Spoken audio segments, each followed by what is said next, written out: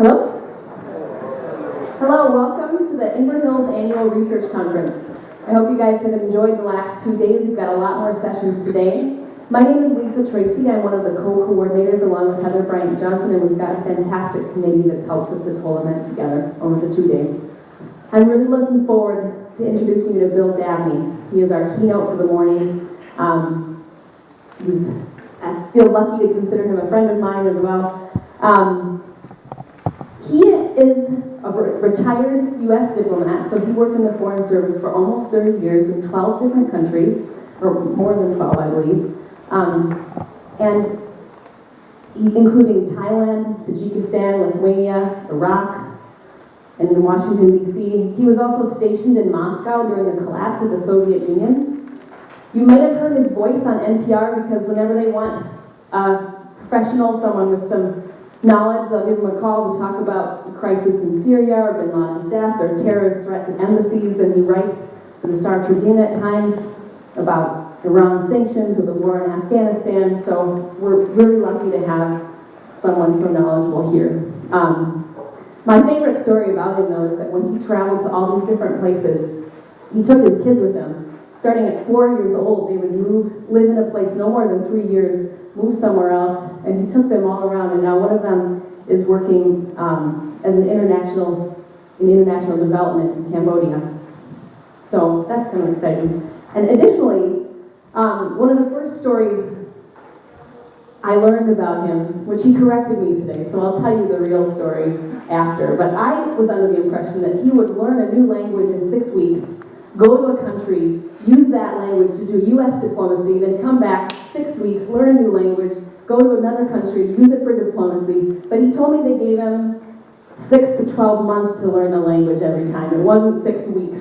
So, still impressive. He learned 5 new languages as part of his work. So, please help me in welcoming Bill Davnie. Thank you.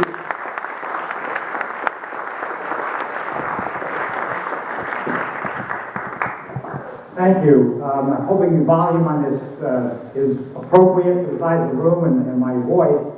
It's a pleasure to be here. I'm impressed with the exhibits I've seen outside, some issues that I know something about and some that I certainly don't, and fascinated. I want to give credit to at least a couple of people who I noticed had their hypothesis, did the experimentation, and discovered that the data didn't support the hypothesis, so that but that's not a fail. That's what science is actually about. Unlike a lot of pharmaceutical companies that like to hide the failures and only talk about the tests that work. So credit to facing the reality of whatever your facts tell you is the case. I do a certain amount of speaking on especially foreign affairs topics and things like that. I'm usually the youngest person in the room. There's one other kind of old white guy with a tie that I see up in the corner, Dean Strom, I take it. Other than that, I'm not used to being or speaking to a group as young and as diverse as this, and I'm glad to do so, but I'm always struck by the fact that events that are the center of the historical experience of my generation, things like the fall of the Soviet Union, happened before you were born or before you cared about these things. And I have some fear that some of what I'm going to talk about is going to be ancient history or simply non-history, unimportant to you. And I still think the case I'm going to offer is something about what's happened in the United States over the past and what that tells us about where we're headed. And I hope that's useful. And we're going to have time for some questions and answers to clarify the pieces that I didn't make clear enough the first time through. I want to run through a very quick summary of 70 years, last 70 years of American history, and talk about some key operating assumptions that have shaped how we have responded to the world. And these are going to be critical and analytical. So this is not the patriotic, wonderful stuff. This is how did we respond and what does that tell us about how the world is operating today. Because I'm going to suggest that the lessons that we learned and the lessons that the people my age, who still run much of our country's foreign and domestic policy don't necessarily work anymore in the 21st century. And we've got to face a new century with some new understandings rather than the same old ones.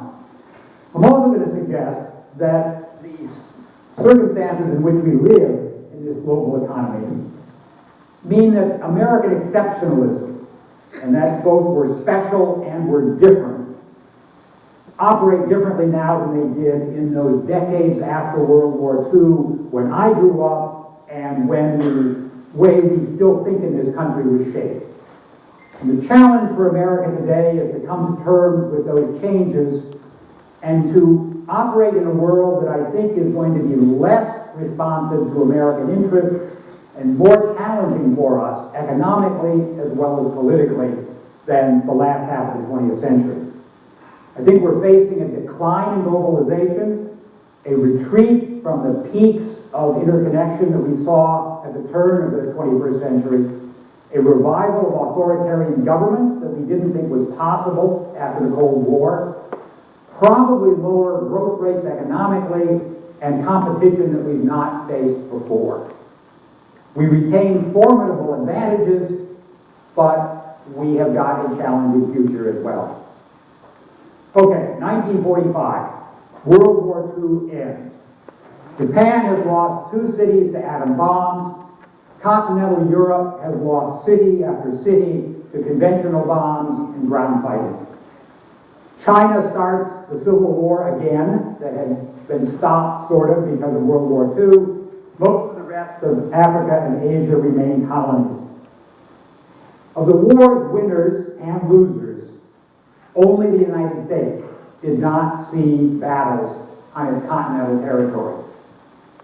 Parts of Europe lost 1 in 8, 1 in 6, even 1 in 4 of their population.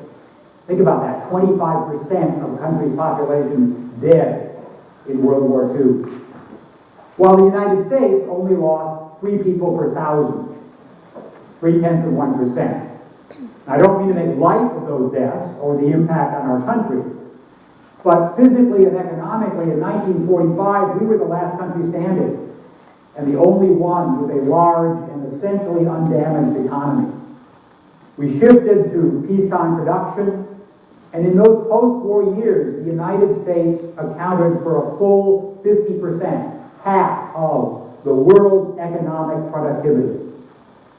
Half of the world's economic growth for 1/20th of the world's population. We did some smart things in that period. We funded the Marshall Plan in Europe. We helped Japan get back on its feet.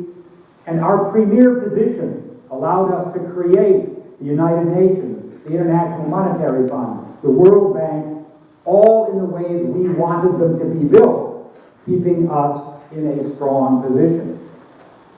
From the late 40s until about 1980, we ran the most successful of the 2 teams that the world had at the time. The free world, our team, and the communist team, the Warsaw Pact, led by the Soviet Union. None of those days were simple or easy. We had the Vietnam War, we had civil rights issues, all sorts of things. But we knew who we were, we knew who was on our side, and overall we were winning. And we were also experiencing solid economic growth. And we're still confident that every generation would do better than the one before. Now today we can look back and we can see that about 1980, this actually stopped economically. In 1978, China started reforming its economy. In 1979, OPEC blockaded oil for the second time in that decade. And in about 1980, American median wages stopped growing. American family incomes continued to improve because 2 people were working in a lot of those families. And the stagnation of wages was hidden somewhat because of those early Chinese reforms, which got cheaper goods into the stores before we noticed the jobs that were being lost. And in that decade of the 80s, the Soviet Union got itself into trouble in Afghanistan. And we helped that along a bit. And Saudi Arabia helped us do it which has had consequences that continue up until today. But the world really changed in 1989 and 91. In 1989, the Soviets pulled out of Afghanistan. They gave up, couldn't cope anymore. The Berlin Wall fell, and the USSR was struggling to reform and reorganize itself. I moved to Moscow with my family in 1990. And in 1991, my daughters, then in middle school, walked out to stand next to the tanks on Red Square and next to the Soviet White House when the coup happened in August of that year. And by the fall, the reform effort collapsed, the Soviet Union and the Cold War ended, and we had won. For the next 10 years, the United States stood as the world's only superpower. And we expected that would continue forever. One of the most famous books written around that time was called The End of History and the Last Man. Francis Fukuyama, he's a well-respected political scientist. He's still out writing good stuff today. But he thought that Western liberal democracy and free market economics had shown themselves to be the only choice for any government in the world. He wrote, "The triumph of the West, of the Western idea, is evident first of all in the total exhaustion of all viable systematic alternatives to Western liberalism. The universalization of Western liberal democracy is the final form of human government." History as a competition of ideas was over, he thought. Now, he's since said that he was misunderstood and overconfident. But his title represented the overall American attitude. The defining conflict of the 20th century, anyway, my generation, the struggle between free market economies and democratic rule on one side and collectivist ideologies of communism and fascism was over. And we were right and we were successful. The world was headed our way. It would look to us for guidance about its future. It would come more and more to look like us. And we spent the 1990s confirming what we thought the lessons of the Cold War were. And I'm going to give you three. First, the world lines up as good guys and bad guys. We understand, we even expect a binary worldview. Good and evil, right and wrong. Our team, the other team. Americans don't like ambiguity. We won the Cold War this way, we would win the future the same way. Secondly, as Fukuyama said, we believe that democracy and free markets are what everybody wants. They will blossom wherever they have the chance. Only bad intentions and evil dictators would think otherwise. And then we decided, we were convinced that everyone likes Americans, and everybody wants to be like us, and they all speak English. This was the era of when the term indispensable nation was coined by Secretary of State Madeleine Albright. Not only were we indispensable, but we should get out there and do the things that indispensable nations do. She famously asked General Colin Powell, when he was chairman of the Joint Chiefs of Staff, she said, "What's the point of having this superb military you're always talking about if we can't use it?" And use it we did, eventually. Now, this decade of the 1990s was, of course, not as peaceful and U.S.-dominated as we thought. We saw the beginnings of what we now call global terrorism. 1993, an attempt against the World Trade Center. 1998, bombings of embassies in Kenya and Tanzania. There was genocide in Rwanda, chaos in Yugoslavia. But still, we didn't have the kind of enemy we had in the Soviet Union. And China was still mostly a source of cheap goods. We didn't worry yet about its military strength. We felt we could cope with whatever came our way, and we would have no real challenges. I spent a year at military war college in the end of the 1990s, and a common saying among the officers then was, "It is good to be king." We were on top. We were in control. And then came 9/11. September 11th, 2001, you have largely grown up in the war on terror. It's been part of our atmosphere ever since then. But for those who were living through that 1990s when we were the world's only superpower, well, that shock to the American psyche cannot be overestimated. Not since 1941 had we been attacked. And that was on an island that wasn't even a state yet. Now, we had had one previous domestic terrorism attack, terrible, in Oklahoma City in 1996. But that didn't cause the distress that this alien foreign attack did. Our geographic isolation had been breached, and our sense of standing apart from the madness and messiness of the world, messiness that we might go over there and fix, but wasn't going to affect us, was overturned. Now, at this point, I could go on and talk about the path of the global war on terror, as we called it for its first 8 years. President Obama changed the name and has changed some of the tactics, but for the most part, we remain in this poorly defined struggle against groups and thoughts that we don't understand very well and which don't fit at all with those 3 lessons of the Cold War that I mentioned a minute ago. And the effects of what we have been doing in this fight for the past 15 years can't be forgotten. But what I want to talk about now is where we find ourselves in the 21st century in relation to those lessons we learned in the 20s, the lessons that don't actually work anymore. Let's start with the world lining up as friend or foe, good guys or bad guys. This was sufficiently true up until 1991. Might not have been a great way to approach issues, but it worked adequately well. We got ourselves into some wars in Central America, in Africa, and elsewhere because we believed countries had to be on one team and only one. We didn't want anybody straddling in between the Soviets and us. But there was a meaningful contrast there. There was no question that there was a difference between an authoritarian, totalitarian government and the West. Today, who is our principal enemy?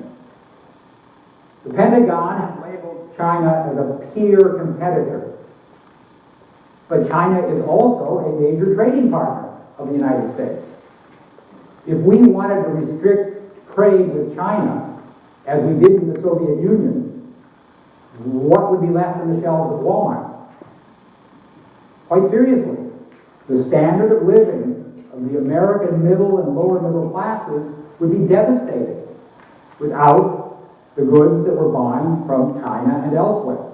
And our iPhones would cost a whole lot more. Politically, we need China. What other country has any hope of influence with North Korea? Could we have gotten that nuclear agreement with Iran if China had not been part of the final decision-making? Tom Friedman is a columnist and writer who grew up in St. Louis Park. And he calls China and some other countries frenemies. Friend and enemy. Friendly enemy. An enemy like friend. We're not really sure what to do with these people because they don't fit that good guy, bad guy model. But we don't live in that world anymore. And yet if we think we do, and we act in combative and oppositional ways, we waste resources, we risk war, and we lose opportunities for a more stable and cooperative international economic and political system. We have been an exceptional nation in our military power and influence. We need a new way of being exceptional. Then we assume that everyone would want to be like us. The end of history thing. We treated Russia as if it wanted to become the United States. And then we were offended when it didn't act that way. Russia and China and Egypt and Turkey and most of the world, except Western Europe, have histories and cultures that have not been shaped by the Western European, North American experience. It wasn't all that long ago, in historical terms, that our European ancestors were killing each other in the name of God. After shedding enough blood, they finally agreed to stop that, and what we call modern multi-party political systems emerged from those ashes. But other parts of the world have very different histories. China had civil wars as dynasties rose and fell, but it never had the clashes over religion and political systems that convulsed Europe. Russia and other Eastern Orthodox countries have always had authoritarian governments. The Ottoman Empire, the last great Islamic political power, was able to rule what are today dozens of countries for hundreds of years successfully without either elections or a free market economy. The Western European system out of which we come has been the world's strongest system for about 500 years. But it was a global sideshow before that, with the greater civilizations being in India and China. Why should we think that other world civilizations, which have led sometime in the past, will not operate in their own way today? And yet we still expect democracy to blossom on arid soil just because we say so.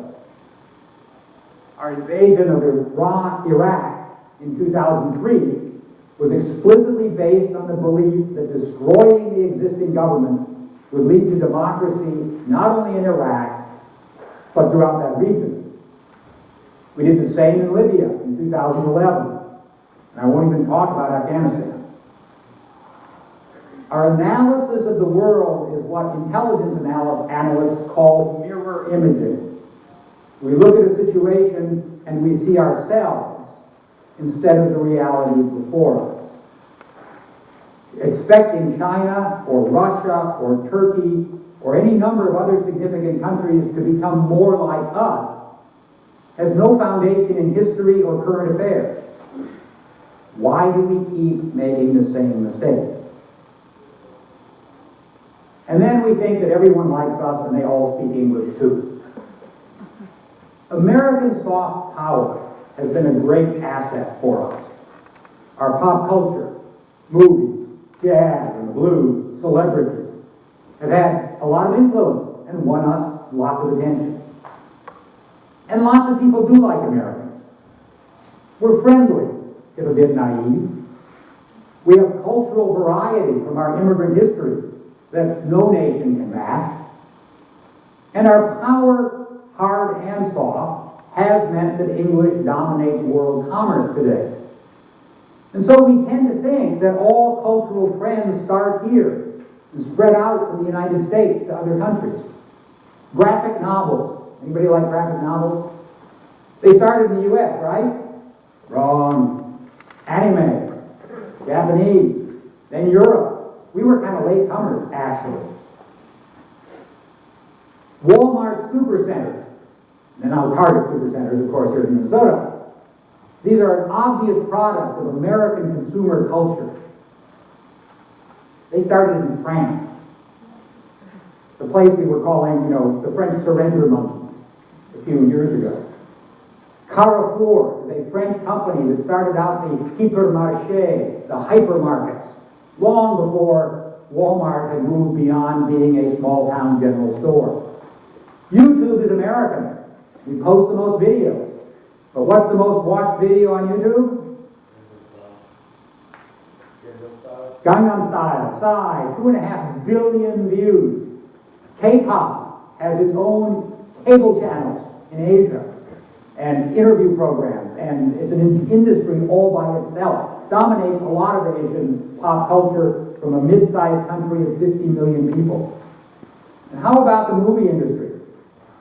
U.S. movies actually now earn more money overseas than they do in the United States, which suggests they're pretty popular. But of course they have to now also think about how to sell that movie overseas. and sometimes have different parts in it. And for that matter, Hollywood is only number 3 in movie production. It's behind Bollywood in India and Nollywood in Nigeria. They each produce more movies a year than Hollywood does. Even fast food is not an all-American sector anymore. I do spend a lot of time in Cambodia because I've got a daughter and grandchildren there. And you can find a couple of Burger Kings and a Kentucky Fried Chicken. They've been there a long time in Asia. But there's a whole bunch of other chains of grilled chicken and barbecued pork and even hamburgers, quintessential American hamburgers. You know what an Elvis hamburger is? It's got peanut butter and bananas on it. And it is sold in Phnom Penh, Cambodia by a chain that is based in Singapore. Why they do that, I don't know, but they do. Starbucks has opened its first store in Cambodia. It's in the airport. But it's competing with at least a half a dozen international coffee shop chains, none of which come from the U.S. Music, food, consumer shopping, the United States is not the only show in town anymore. We're not that half of the world economy we were in 1950. Other people are appealing and competing. And then I want to say something about English. During the Arab Spring events in 2011-12, some commentator put out, I think on Twitter, never believe anyone who talks to you in English. And he's right. In most of the world, outside of Europe anyway, a person who's talking to you in English, if that's their second language, not if their native language, either they already like Western ideas, and that's why they learn English and want to talk to you as, let's say, an American diplomat or a journalist. And they're convinced of that, perhaps, but they aren't representative of the vast majority of their population. Or the person knows how to talk to foreigners and is what we used to call in Asia a good barbarian handler. So the Chinese thought of us outsiders. We were the barbarians. And a good barbarian handler tells you what you want to hear. So in neither case, friend or foe, can you rely on what they're telling you because it's in English. That's easy. But the world remains an alien place. And the assumption that we can understand it through English remains one of the worst mistakes that the United States continues to make. And it's based on learning the wrong lessons from that Cold War period. A number of you here are obviously, I think, second language English speakers. You've got a native language at home or you've learned elsewhere. Keep it. Sustain it. It's important for you and your future, for the United States and its future, and neurologically, it makes you smarter. Second languages are always good to keep the brain going. They stave off Alzheimer's when you get to my age. So you want to do this. Now, finally, what do I see happening to this exceptional position of the United States in the coming years? I've talked about some of the things that we think are true but aren't, and here I want to talk about some trends that we're going to have to face, whether we like it or not. The first is globalization. You've heard a lot of talk about this year, in politics especially, if you're paying attention to that. Globalization is a fact. You know, as somebody put it, it's kind of like weather. It is. You just have to cope with it. But at the same time, it is a series of events and decisions and actions by countries as they relate with other countries and companies and people. And it seems pretty clear for the moment that we've hit the peak of globalization and we're retreating. The refugee flood into Europe has frightened people there of change, and people are trying to sort of batten down the hatches a little bit. We've seen some of that, obviously, in this country as well. Free trade is not as appealing as it seemed to be a few years ago. Political instability in North Africa, economic failures in Brazil and Argentina, cultural clashes in Africa, violence in the Middle East are complicating life. making people afraid of international movement. Tourism is even down in a number of countries where it's been important, Egypt, France, elsewhere. It's encouraging people to sort of stay home and tend to their own affairs in a different way. I'm not justifying this, I'm not saying it's good, I'm saying it's a fact.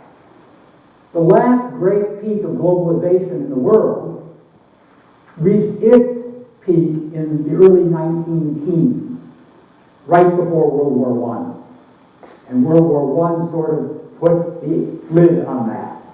And it took getting through World War I and the Depression, World War II, and then another period where we gradually increased our levels of international trade and communication and problem solving and such. We probably are stepping back from that, and we're going to have a lot of trouble moving forward for the next few decades. We're clearly seeing a revival of authoritarian governments. We thought that was impossible, remember. End of history. The good guys won. Democracy and free markets everywhere as far as the eye can see. China was supposed to become a democracy along with all that economic growth. Well, it's not happening, and is not likely to. Turkey was the great hope of a democratic Muslim society. Well, President Erdogan has no interest in sharing power and no longer offers a model that we want other countries to follow. Poland and Hungary and some other parts of Europe are showing declining interest in diversity and openness. We already side heavily with countries like Saudi Arabia and Egypt, which are anything but open and democratic. And we're backing communist Vietnam against communist China. Not sure how that made sense in the Cold War model, but we're trying to make it work today. And then, if you follow economic news, you may have seen stories about how our economy and many others simply aren't growing as they should, or as they used to. Strangely, economists really don't know just what makes economies grow. But it's becoming clear that we did grow faster than we are now. And we, in the United States in particular, other countries to some degree, but us in particular, we don't know how to grow slowly here. We need the economic pie to grow so that we don't have to decide how to cut the pieces. The pie grows fast enough, that's not a big problem. May not be great, but if people could know that there'll be more to slice up. Bernie Sanders' campaign this year, and to some extent Donald Trump, both rest on this issue of what's the size of the pie and how to cut the pieces.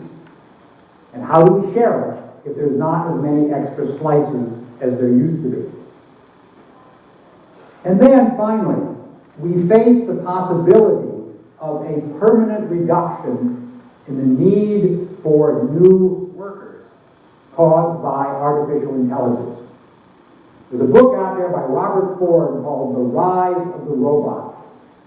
It was a book of the year by a British business newspaper, the Financial Times, last year, and it's well worth reading. We have always been able to say in the past, to use kind of the standard example, that when cars replaced horses and the market for buggy whips and saddles collapsed, the people who made those just moved on to make cars or something different. But today, artificial intelligence means that in many fields, the work of one person can now be duplicated with that software program. Even a smart software program that can do something that looks a whole lot like learning. You guys follow the computer-generated Go game a few weeks ago? Go, this Korean-Chinese game, is supposed to be significantly harder than chess and harder to program than a chess playing system. And they used a kind of artificial intelligence program that could learn the game as it went. And it defeated the South Korean champion, was it 4-1? Okay? Now, I'm not saying robots are going to take over the world like science fiction. But robots may accelerate the pace of change faster than we can keep up with. Cars came in over a certain period of time, and you still had some horses for a while, and then gradually the shift happens. But we also had a Great Depression, which had lots of people out of work for a long time, complicated reasons, but part of it had to do with how much demand was there for people to make new things. We're already seeing productivity with machines replacing a lot of people. We're seeing people moving less than they used to because the opportunities are not as appealing. We're seeing more competition for the jobs that do exist. You are in school.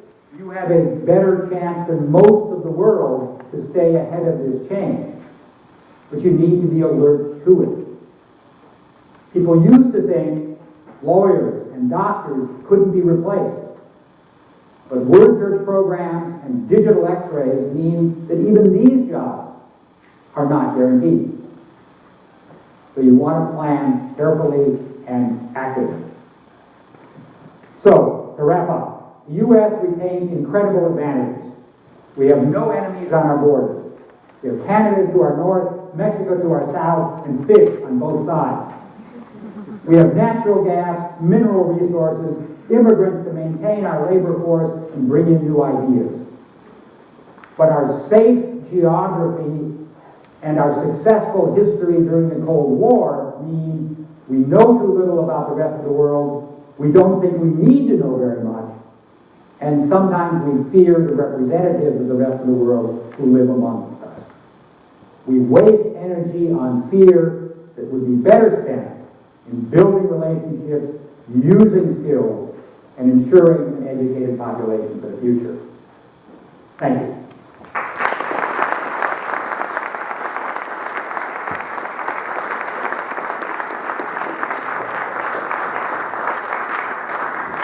Thank you, guys. We do have some time for questions, so what I'll do is I'll walk around with the microphone if you've got any, but I want to tell you a couple things before we do that. There's an additional session in the conference. Bill is willing to stay. He's going to be in room from noon to 1. He's going to be in FA 190, so if you've got a program, it had an additional session in it, but he's willing to stay and do small group question and answers from noon to 1 in 190 if you'd like to come to that. It's a great opportunity. Also, there were sign-in sheets that came around. We do like to track participation in these kinds of events, so that's why that is. If you missed it, are there any groups that missed the sign-in? Okay, kind of were thinking. All right, are there questions you guys have for Bill? Raise your hand and I'll come to you.